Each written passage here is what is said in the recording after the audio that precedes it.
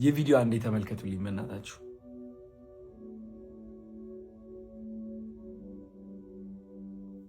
ከነዚህ ሁለት ሰዎች የተማርኩት ትልቅ ነገር ምን እንደሆነ ታውቃላችሁ?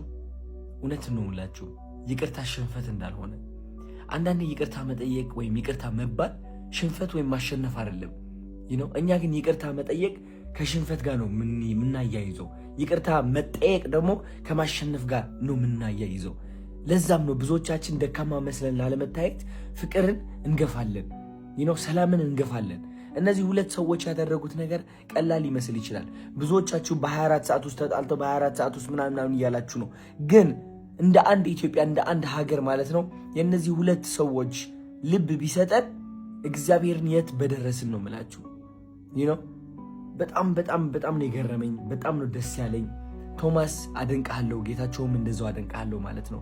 ሁለታችሁም የውስጣችሁን ገልጻችኋል። ኦፍ ኮርስ ግን ደግሞ ያ ያለፈው ታሪካችሁ ትታችሁ ለመተቃቀፍና እንደ አዲስ ለመጀመር ስለወሰናችሁ ትልቅ ትምህርት ነው የተዋችሁት።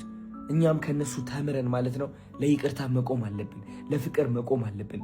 ያ የድሮ ታሪካችን ረስተን ታሪክ ይዘህ ባይዘወይ ይቅርታ መጠየቅና መጠየቅ አትችልም። ባይዘወይ በጣም ከባድ ነው። ታሪክ ተሸክመ ፍቅርን መምረጥ አትችልም።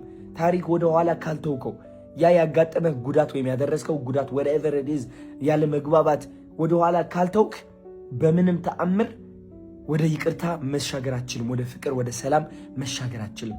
እንደ አንድ አገር ከጌታቸውና ከቶማስ ትልቅ ትምህርት መውሰድ ይኖርብናል። ወዳችኋለሁ። በጣም ነው የምወዳችሁ። ፕሊዝ ፍቅርን እንምረጥ። ፕሊዝ ይቅርታን እንምረጥ። ፕሊዝ ሰላምን እንምረጥ። ማህበራችን ደግሞ በጣም ወዳችኋለሁ። ይህ እርቅን ስለፈጠራችሁ ማለት ነው በጣም እናመሰግናለን። ወዳችኋለሁ ሁላችሁም። ቴንክ ዩ